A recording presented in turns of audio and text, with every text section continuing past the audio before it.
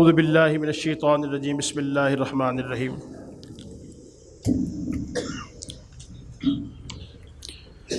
یا ایھا الذین آمنوا کتب علیکم الصیام کما کتب علی الذین من قبلکم لعلکم تتقون۔ صدق اللہ العظیم۔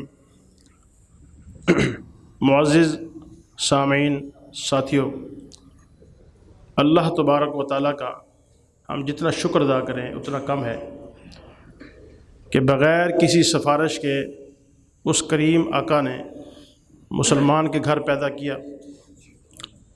سب سے بڑا احسان ہے اللہ کا۔ پھر اس کا دوسرا بہت عظیم احسان کہ اس امت کے اندر اللہ پیدا کیا۔ اللہ نے جس نبی کے امتی بننے کے لیے نبیوں نے درخواست کی،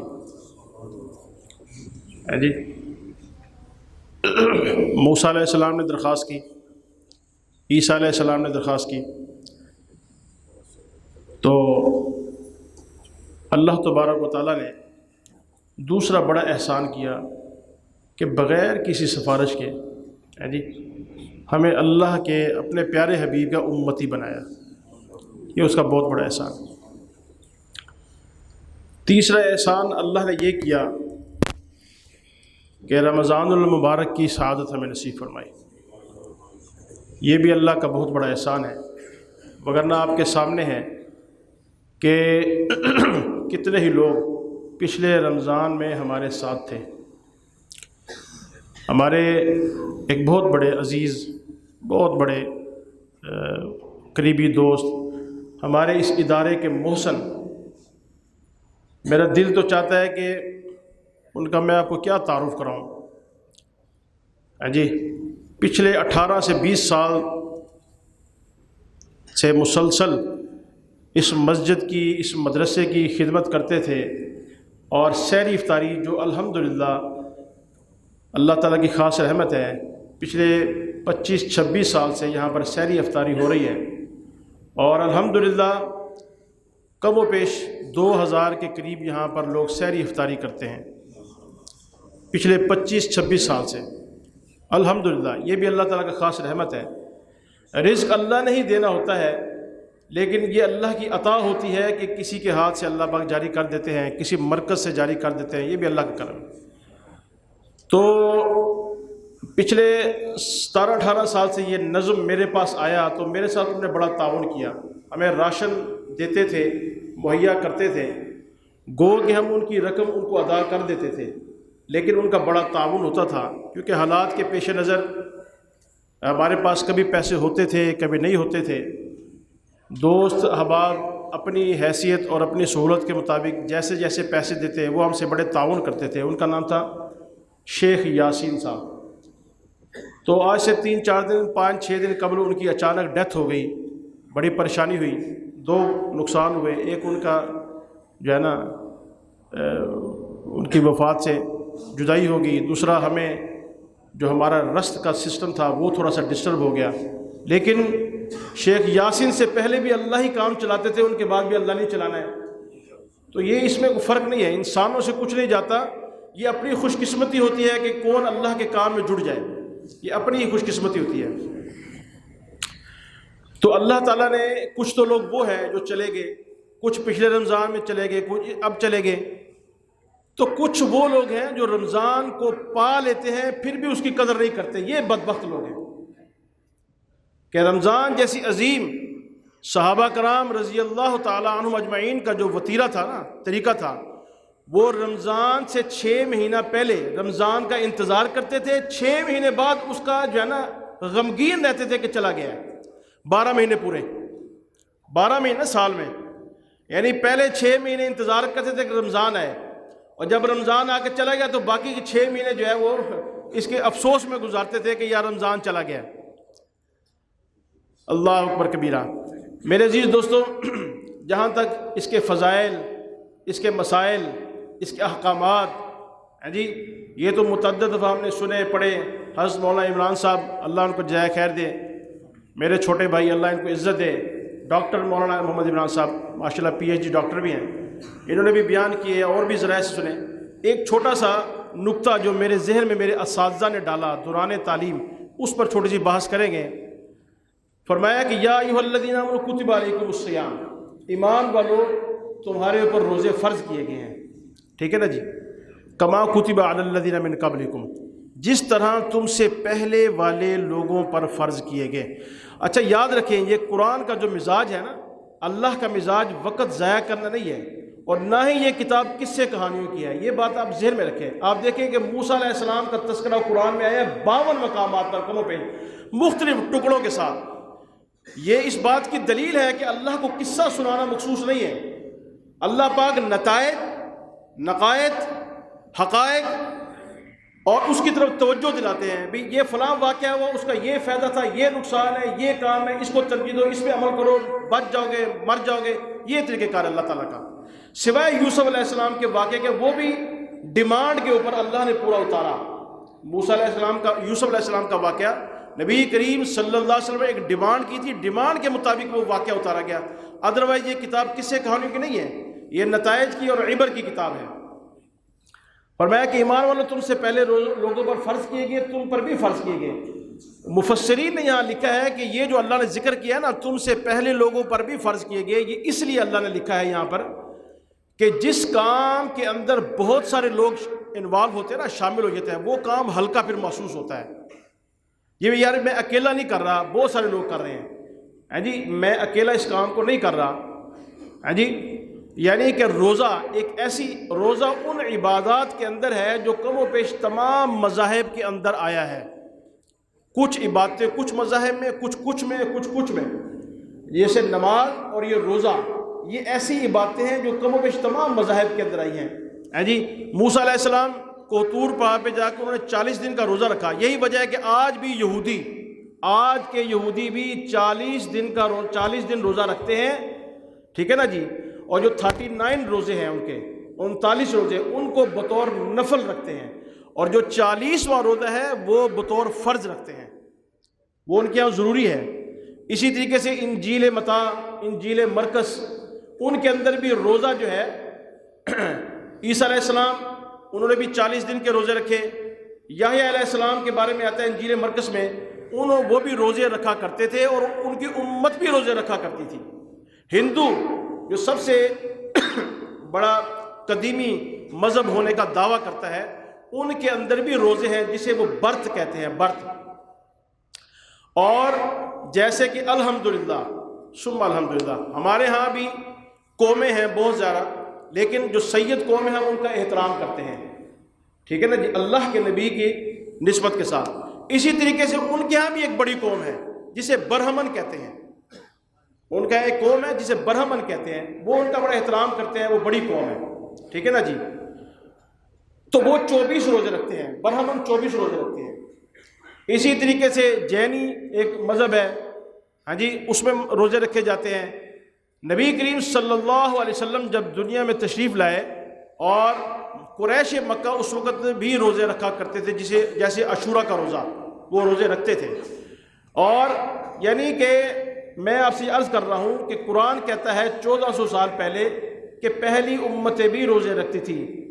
برٹانے کا انسائکلوپیڈیا کی کتاب ہے، اس کا جو مصنف کہتا ہے کہ میری تحقیق کے مطابق دنیا میں کوئی مذہب ایسا نہیں ہے جو روزے نہیں رکھتا، جس نے روزے نہیں رکھے، لیکن میرے اللہ کے نبی نے، اللہ نے پہلے ہی بتا دیا۔ اچھا، جس نقطے پر میں آپ سے عرض کرنا چاہتا ہوں وہ یہ ہے کہ اللہ نے کہا کہ روزے رکھو۔ جب بھی کوئی کام ہوتا ہے اس کام کا کوئی نہ کوئی مقصد ہوتا ہے، کوئی نہ کوئی اس کا مقصد ضرور ہوگا۔ آپ زکوٰۃ دیتے ہیں، زکوٰۃ کے موضوع پر جب بات ہوگی اس کا مقصد ہے کہ آپ کو اپنے بھائیوں کا خیال کرنا ہے، اس طبقے کا خیال کرنا جو مسائل مصائب کا شکار ہے، وگرنہ اللہ ہمارے پیسوں کا جو ہے نا وہ ضرورت مند نہیں ہے کہ اللہ کہتا ہے مجھے پیسے دو، جبکہ کہتا یہی ہے کہ مجھے دو پیسے، ہے جی، میرے دین کی مدد کرو، میری مدد کرو، حالانکہ اللہ ان چیزوں سے پاک ہے۔ جیسے موسیٰ علیہ السلام نے کہا نا فرعون سے بھی اللہ کے راستے میں صدقہ کرو، تو اس نے کیا کہا کہ تمہارا خدا میرے پیسوں کا محتاج ہے، یعنی ایک ایک کہنا، ایک اس بات کا نظریہ رکھنا، جو اللہ کے راستے میں ہوتے ہوئے نہیں خرچ کرتے وہ فرعون کا نظریہ رکھتے ہیں، منہ سے نہیں کہتے، یہ اور بات ہے۔ جن کے پاس ہے، جو صاحب استطاعت ہیں، جن کو اللہ نے توفیق دی ہے، اگر منہ سے نہیں کہتے لیکن نظریہ فرعون کا رکھتے ہیں، پھر وہ تو بہرحال اللہ نے کیا فرمایا، اگر تم روزے رکھو گے تو تمہیں اس کا میں اجر دوں گا، صلہ دوں گا، اور تمہیں اس کا فائدہ ہوگا، اور وہ کیا ہے، لعلکم تتقون۔ یہ جو ہے نا خلاصہ، روزے جو 30 رکھیں گے اس کا خلاصہ یہ بیان کیا، اگر تم روزے دار بن گئے تو میں تمہیں متقی بنا دوں گا۔ اس کا مطلب یہ ہے کہ متقی جو ہے نا، یہ تقوی کتنی بڑی چیز ہے کہ 30 روزے رکھنے کے بعد اللہ کہتا ہے میں تمہیں متقی بنا دوں گا۔ جی تو پھر یہ متقی کیا ہوا؟ یہ تو ایسے ہوا کہ تم چار سال میڈیکل کی ڈگری حاصل کرو، پڑھو، میں تمہیں ڈاکٹر بنا دوں گا۔ جی 4-5 سال تم یونیورسٹی میں پڑھو، میں تمہیں انجینئر بنا دوں گا۔ ایسی ہے نا جی، ایسی اللہ فرما رہے ہیں، تم روزے رکھو میں تمہیں متقی بنا دوں گا۔ اچھا یہ متقی کون سی ڈگری ہے بھائی؟ جی یہ کون سا عہدہ ہے؟ تو اس پہ انشاءاللہ تھوڑی سی بات کریں گے انشاءاللہ تعالی۔ میرے عزیز دوستوں بزرگوں، اللہ نے قرآن میں یہاں پر ایک چھوٹا سا نقطہ اور بھی ہے، فرمایا کہ یا ایھا الذین آمنوا کتب، آمنو یعنی اللہ پکار رہا ہے اے ایمان والو، اے ایمان والو۔ یہاں بھی مفسرین نے ایک بڑی پیاری بات لکھی ہے، وہ بھی سن لیں۔ میں اس بات کو ریفرنس سے نقل کروں گا، مولانا تقی عثمانی صاحب نے یہ ریفرنس جو بات کی ہے نا، میں انہیں کو نوٹ کر کے آپ کو بتا رہا ہوں۔ انہوں نے اپنی کتاب کے اندر لکھا ہے اس آیت کے تحت، فرمانے لگے کہ جس وقت پاکستان بن رہا تھا نا، پاکستان، اس وقت مولانا شبیر عثمانی رحمۃ اللہ علیہ کی بڑی اونچی پروان تھی۔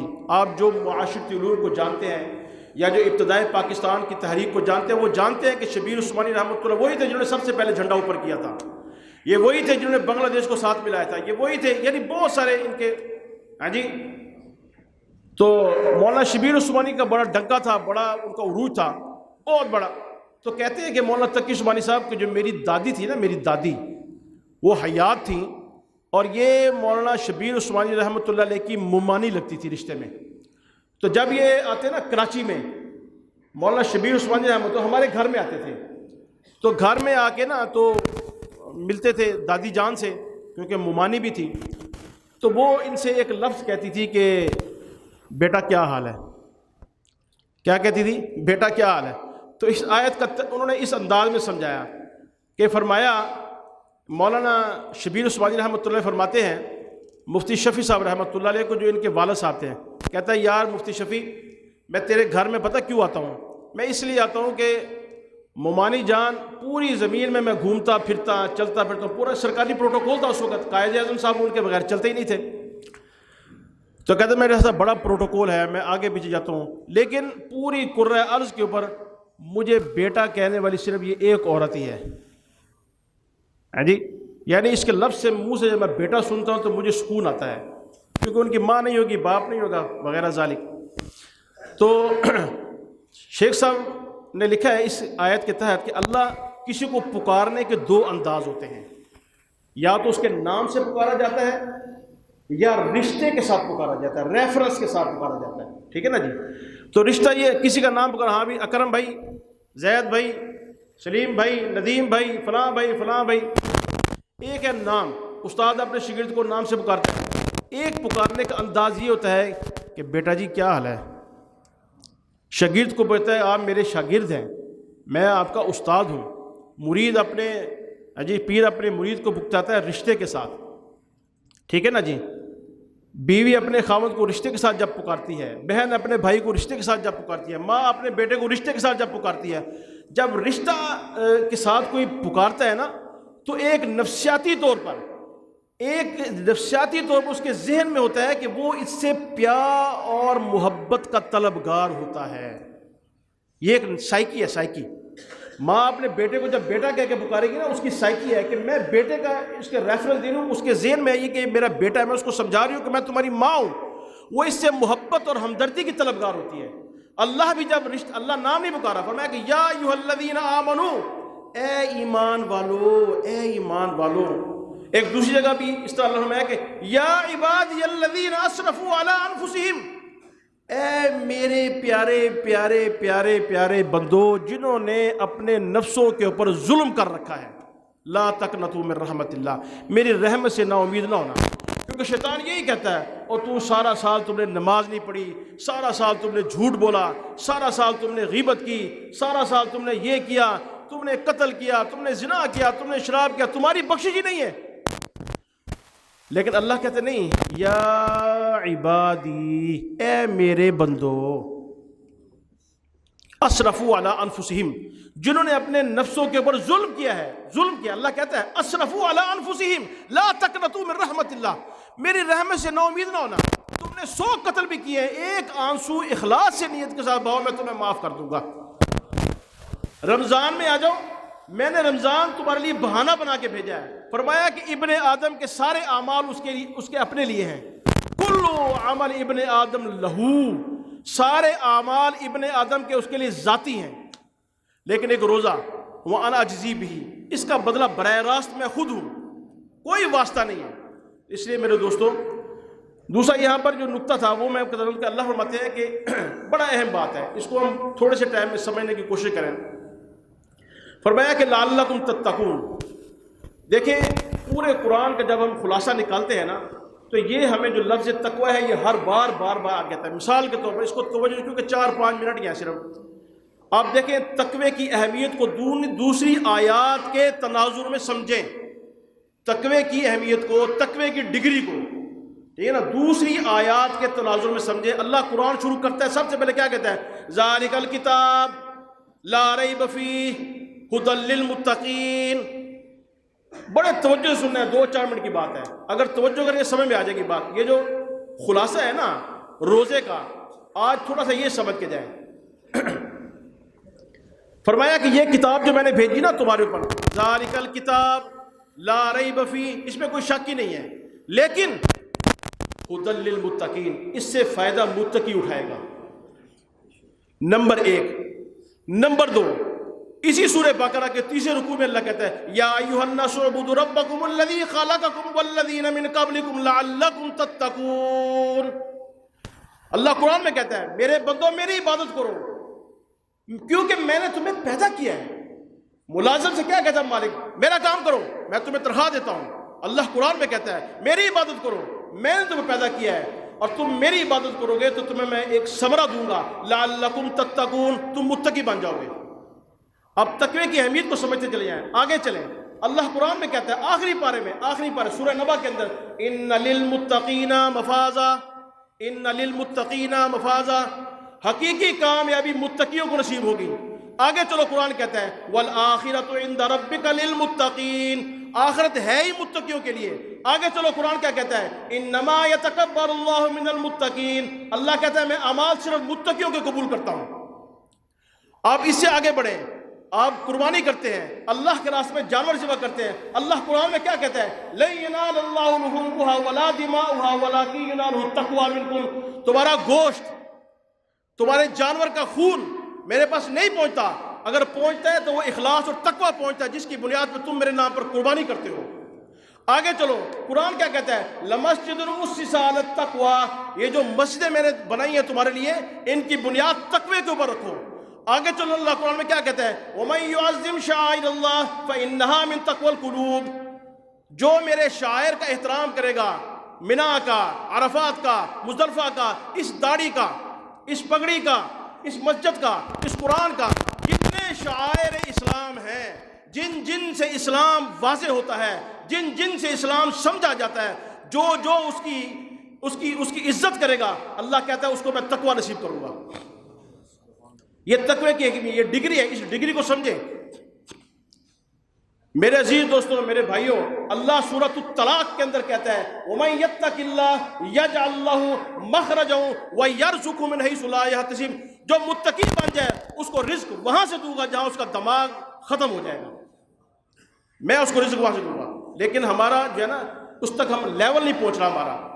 اب آخری بات بڑی توجہ سے، حدیث کے اندر آتا ہے، حضرت فقیہ ابو الیاس سمرقندی رحمۃ اللہ علیہ فرماتے ہیں، بہت بڑے محدث ہیں، ان کی کتاب ہے تنبیہ الغافلین، میں آپ کو ریفرنس دے رہا ہوں تاکہ آپ اس کتاب کو بھی لیں، اس کو پڑھ بھی لیں۔ وہ فرماتے ہیں کہ یہ جو تقوی ہے نا، تقوی، یہ جو تقوی ہے، ایک مرتبہ حضرت عمر فاروق رضی اللہ تعالیٰ نے حضرت کعب سے پوچھا یار یہ تقوی کیا ہے؟ کون پوچھ رہا ہے؟ امیر المومنین عمر فاروق رضی اللہ تعالیٰ عنہ، جس کے بارے میں اللہ کا نبی کہتا ہے اگر میرے بعد کو نبی ہوتا تو عمر نبی بن کے آتا، یعنی معلوم ہوتا ہے کہ عمر کے اندر نبوت کی صلاحیتیں موجود تھیں، لیکن چونکہ نبوت کا دروازہ بند اس لیے عمر نبی نہیں ہے۔ لیکن اگر اس کے اندر گنجائش ہوتی تو میرے بعد نمبر کس کا تھا؟ عمر فاروق کا، ابو بکر صدیق کا نہیں، حضرت علی رضی اللہ تعالیٰ نے نہیں کہا، عثمان غنی کا نہیں کہا، امیر معاویہ کا نہیں کہا۔ فرمایا کہ اگر، اور یہ عمر کی شان ہے، فرمایا عمر یہ تیری شان ہے اللہ نے بنائی ہے، یا یہ نبیوں کی شان ہے، یا جو عمر کی شان ہے کہ جس گلی سے عمر گزرتا ہے شیطان راستہ بدل دیتا ہے، اتنا خوف زدہ ہوتا ہے عمر سے شیطان۔ بہرحال وہ میرا موضوع نہیں ہے۔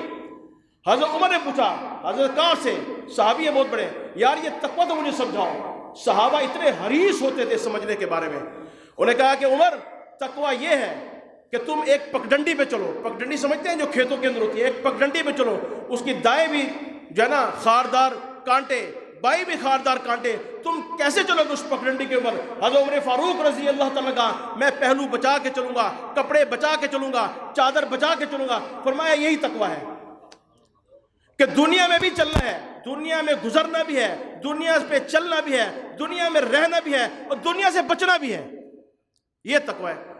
جیسے ہماری تبلیغی جماعت نہیں کہتے، مثال دیتے اکثر کہ کشتی نے پانی پر چلنا بھی ہے، کشتی نے پانی سے بچنا بھی ہے۔ اگر پانی کشتی کے اندر تو کشتی فارغ، دنیا کی محبت دل کے اندر، دنیا انسان فارغ، دنیا میں رہنا بھی ہے کیونکہ رہبانیت میں اللہ کے نبی کو پسند نہیں ہے، دنیا میں رہنا ہے، بال بچے کاروبار یہ ساری چیزیں اس کے اندر رہتے ہوئے نبی کی جو ہے نا طریقے اتر چل رہا ہے۔ آخری بات، حضرت فقیر رحمۃ اللہ نے فرمایا یہ تقویٰ حاصل کیسے ہوگا، یہ تقویٰ حاصل کیسے ہوگا؟ انہوں نے اپنی کتاب کے اندر لکھا ہے کہ 10 چیزیں تم لے لو، 10 چیزوں کے ذریعے سے تقویٰ حاصل ہوگا۔ وقت مختصر ہے، بڑا تفصیل طلب موضوع ہے، لیکن اسی میں اکتفا کریں گے۔ فرمایا کہ جس کے اندر 10 چیزیں پیدا ہوگی وہی متقی بن سکتا ہے، ادروائز متقی نہیں بن سکتا۔ نمبر 1، حضرت فقیہ ابو الیاس سمرقندی رحمۃ اللہ علیہ تنبیہ الغافلین کے اندر لکھتے ہیں کہ سنو، نمبر 1 متقی وہی بن سکتا ہے جو قرآن کی آیت کے ساتھ سمجھایا، وَلَا يَغْتَبْ بَعْضُكُمْ بَعْضًا، یہ قرآن کی آیت ہے سورہ حجرات کی۔ متقی وہی بنے گا جو غیبت نہیں کرے گا۔ اب جو غیبت کرتا ہے وہ متقی نہیں بن سکتا، چاہے وہ 30 کے بجائے 300 روزے رکھے۔ یہ کیا بات ہے، میں دن میں جو ہے 50 قرآن پڑھ لوں، میاں غیبت کرتے ہو؟ ہاں کرتا ہوں، کوئی فائدہ نہیں۔ تو اب یہ تفصیل نہیں ہے، میں وہ 10 چیزیں گنواتا ہوں کیونکہ ٹائم نہیں ہے ہمارے پاس، کیونکہ الحمدللہ ہماری خواہش ہوتی ہے، آسٹریلیا مسجد کا بھی یہ ایک امتیاز ہے کہ کوشش کرتے ہیں کہ وقت کی پابندی کریں، ہمارے بزرگوں نے یہی ہمیں سکھلایا۔ نمبر 1 ساری قرآن کی آیتیں، یہ 10 نسخے ہیں، 10 چیزیں ہیں، یہ قرآن کی آیت ہے۔ نمبر 1 وَلَا يَغْتَبْ بَعْضُكُمْ بَعْضًا، غیبت نہیں کرنی۔ نمبر 2 یہ بھی قرآن کی آیت، اجتنبوا کثیرا من الظن ان بعض الظن اثم، برے گمان سے بچنا ہے، سنی سنائی بات پہ عمل نہیں کرنا۔ آپ کی بیوی یوں کہہ رہی تھی، آپ کا بھائی یوں کہہ رہا تھا، آپ کا دوست یوں والی بات نہیں ہے، تصدیق کرو، تحقیق کرو، پھر آگے چلو، یعنی برے گمان نہیں کرنا۔ 2 ہو گئے۔ نمبر 3 فرمایا قُل لِّلْمُؤْمِنِينَ يَغُضُّوا مِنْ أَبْصَارِهِمْ وَيَحْفَظُوا فُرُوجَهُمْ، ایمان والا وہی ہوگا جو اپنی آنکھ اور شرمگاہ کی حفاظت کرے گا، حلال جگہ استعمال کرے گا۔ 3 شرطیں متقی بننے کے لیے۔ نمبر 4 اعدلوا اقرب للتقوی، قرآن کی آیت ہے، جب بھی بات کرے گا انصاف کی بات کرے گا، چاہے باپ کے خلاف ہی کیوں نہ کرنی پڑے۔ نمبر 5 یہ بھی قرآن کی آیت ہے، سورہ حجرات ہے، فرمایا لا یسخر قوم من قوم عسى ان يكونوا خيرا منهم، قرآن کی آیت ہے۔ مذاق کرو، مذاق کی گنجائش شریعت کے اندر موجود ہے، لیکن مذاق کرتے ہوئے کسی کا ٹھٹھا مذاق نہ کرو، اس کی تحقیر، اس کی توہین لازم نہ آئے۔ کیوں؟ اللہ قرآن میں کہتا ہے کہ جس کا تم تحقیر اور اس کو مذاق اڑا رہے ہو وہ ممکن ہے اللہ کے ہاں تم سے زیادہ معتبر ہو۔